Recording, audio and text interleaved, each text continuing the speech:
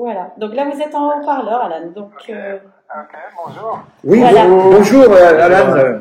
Bonjour.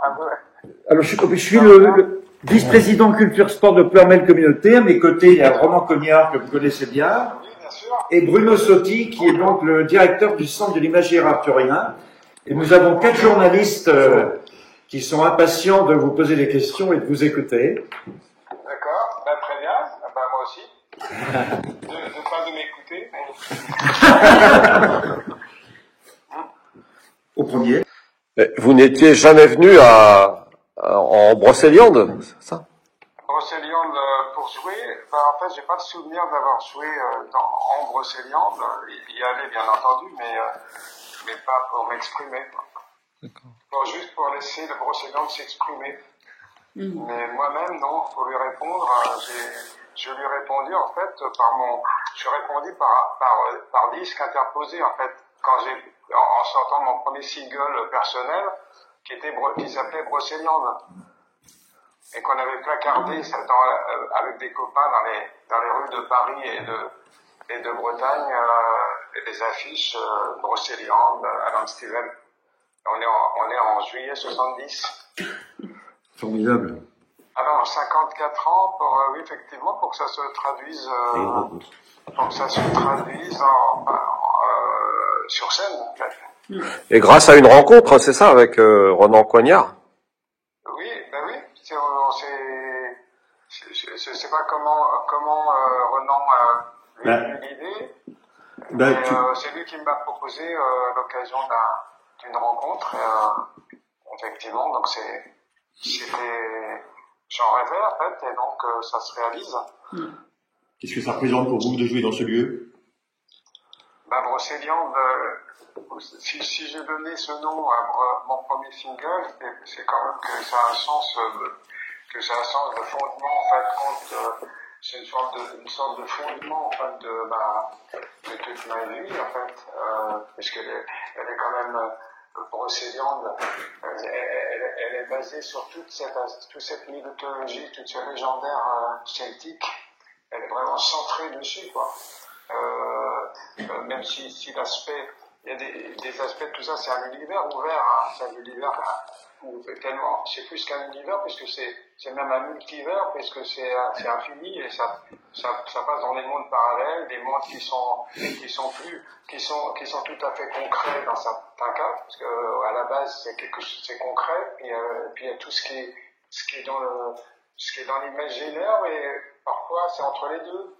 Il y a aussi beaucoup entre l'imaginaire et le réel, ou le mélange des deux. Et tout ça, c'est évidemment, c'est une émulation créatrice, c'est tout le mythe arthurien, tout le monde le connaît, hein, le monde entier a été sous son influence, peut-être pas autant que moi, mais en tout cas beaucoup. Donc c'est évidemment énorme, et puis c'est l'inspiration, l'inspiration de tous ces personnages qui effectivement, qui chacun correspondent font résonner des choses à différents endroits de notre corps, de notre âme. Et alors, cette année, Alan, vous donnerez 3 concerts exceptionnels, c'est à l'occasion de votre 80e anniversaire, c'est bien ça? Alors, effectivement, donc pour le 80e anniversaire, on est effectivement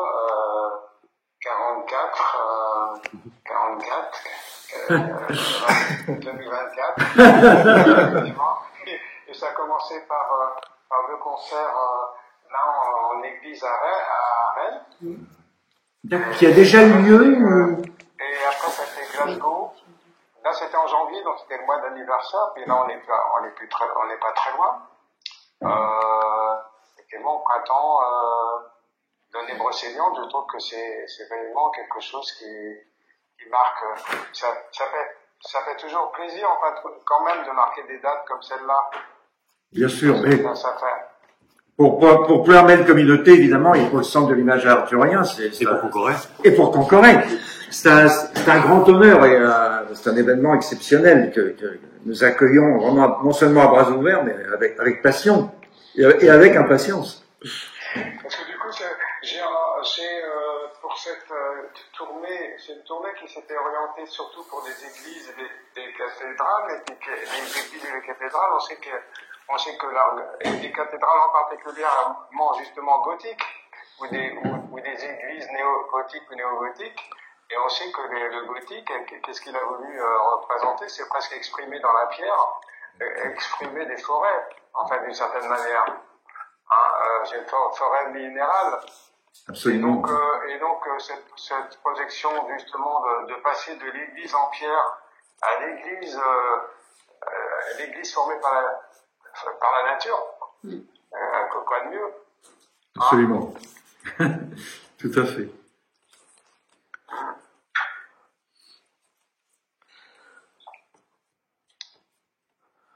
Vous avez été un des acteurs du renouveau arthurien dont nous parlait tout à l'heure Bruno Sotti. Quel regard vous portez aujourd'hui De mon côté, j'avais aussi donné un album qui s'appelle Mists of Avalon, où j'avais repris le titre d'un livre de Marion Wertheimer Bradley qui était autour d'une vision du mythe arthurien écrit par une femme, une vision féminine du mythe arthurien.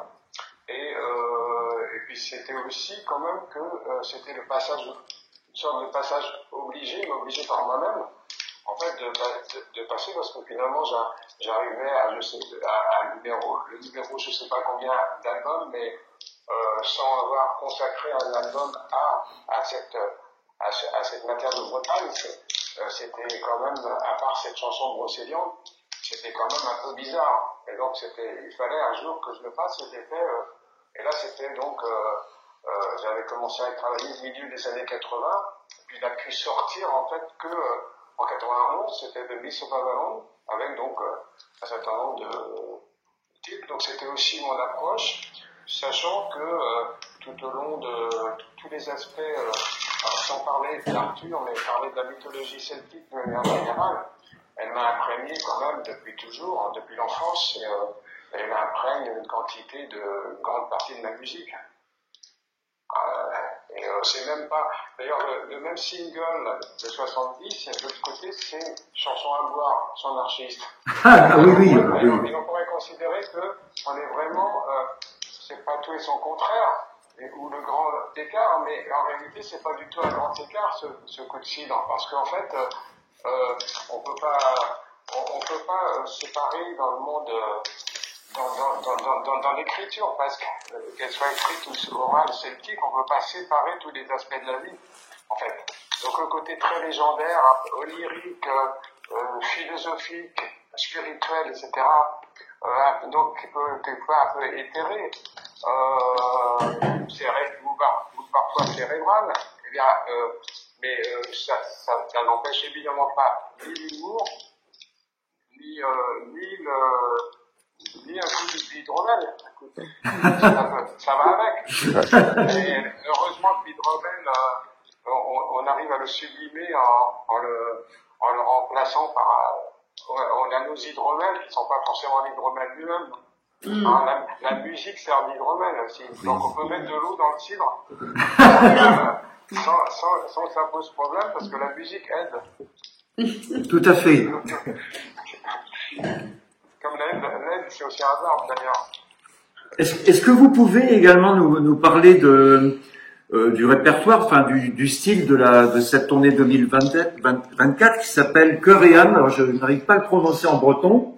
Carlo Nagene, oui. Cœur et âme, c'est effectivement un concept, c'est concert intimiste, retour à l'intimisme, où c'est le chant et l'art. Tout simple, avec simplement l'accompagnement de clavier avec Tanguy Miossec. Et voilà, donc c'est quelque chose de très très épuré,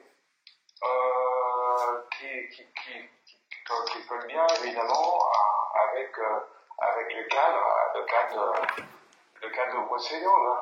Je trouve que c'est... Absolument. Je pense que c'est une musique qui est censée faire pour rêver, pour s'élever, je sais pas, moi ça serait prétentieux de dire que c'est pour s'élever, mais déjà, rien que le son de la harpe, moi, elle élève. Oui. Sans que je passe pour prétentieux, parce que c'est la harpe qui nous élève, quoi. Ah oui, absolument. Et moi, en fait, j'ai juste à surfer sur cette harpe. Voilà. Très bien, parfait. Est-ce que vous voulez avoir plus de renseignements sur le duo, c'est-à-dire Tanguy Miossec? Sur Tanguy Miossec.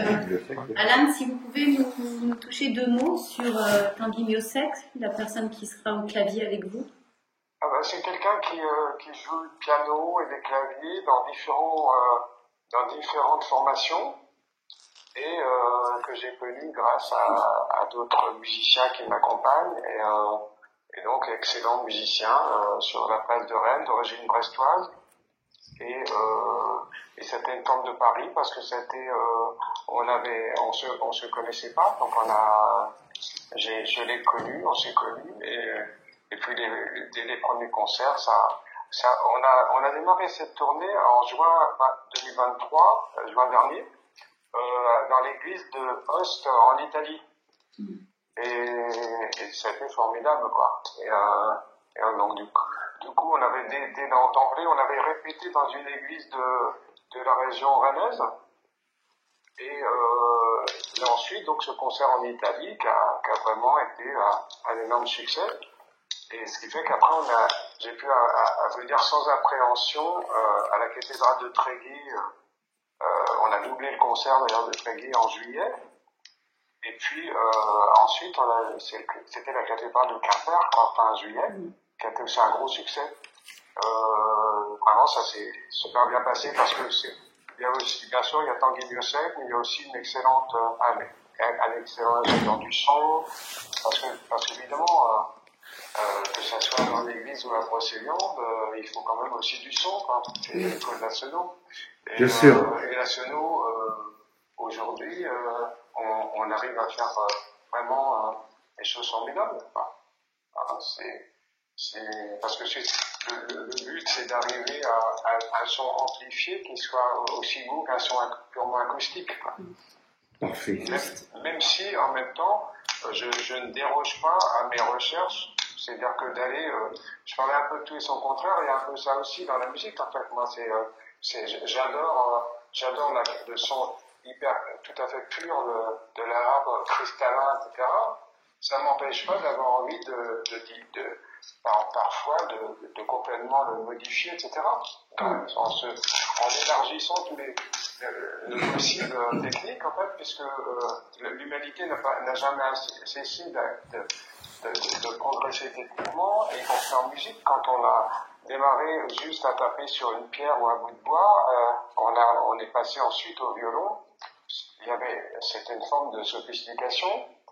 Mais l'électronique, par exemple, c'est un élargissement de la technologie qui ne fait que continuer, en fait, le progrès technique de l'humanité. Et c'est pour ça que moi, j'ai toujours jamais fait de différence entre ma vie de tous les jours en conduisant une voiture, en essayant qu'elle soit plutôt hybride, mais avoir l'électricité à la maison, si c'est possible que ça soit solaire, je préfère, mais en tout cas, la technique, moi j'ai toujours cru à la technologie. Tout à fait. Elle peut aussi faire le bien de l'humanité. Oui, absolument. Pas que le mal, quoi. Et la musique, elle peut l'exprimer aussi, et la technique permet effectivement moi ce que j'adore avec la technologie permet de marier des choses qui sont pas faites pour vivre ensemble, musicalement. Des instruments qui ne pouvaient pas jouer ensemble naturellement ne peuvent aujourd'hui, pas aujourd'hui, depuis mes débuts, bien avant même. Mais en fin de compte, c'est symbolique parce que ça symbolise aussi que les humains aussi sont censés pouvoir vivre ensemble. Nous parlions tout à l'heure de votre concert mythique en 1972 à l'Olympia. Moi, j'avais 20 ans à l'époque, je me souviens très bien du disque. C'est ce que vous avez fait en mêlant des instruments amplifiés aux instruments traditionnels. Ça a été une révélation pour tout le monde. En fait, ce qui est le plus surprenant dans l'histoire, c'est que j'ai fait quelque chose qui était rien de plus simple, d'une certaine manière, c'était de juste exprimer ma vie telle qu'elle est. Et c'est pas de dire de pas choisir dans ma vie, je dois montrer ça, ou au contraire, la musique doit faire le contraire de ma vie. Comme ce que je disais juste avant, quoi. On était dans le XXe siècle, hein, et on n'était plus au Moyen-Âge. Donc, mais ce que je jette évidemment pas la pierre contre les personnes qui ont l'envie, en fait, de développer toujours une musique qui soit une musique, par exemple, traditionnelle, une musique purement acoustique, etc. Ou même progresser toute la vie juste dans un jeu de guitare, par exemple. Moi, je trouve que c'est formidable aussi, mais c'est pas ma démarche à moi. Tout à fait. En tout cas, nous serons ravis de vous accueillir le 18 mai au centre de l'imagerie arthurien à Quimper. Et voilà. Moi aussi, ravi, enchanté. Merci. Enchanté par la forêt. Et puis, et enchanté de votre accueil. Aussi. Merci de nous avoir accordé cet entretien. Merci à vous. À bientôt. À bientôt. À bientôt.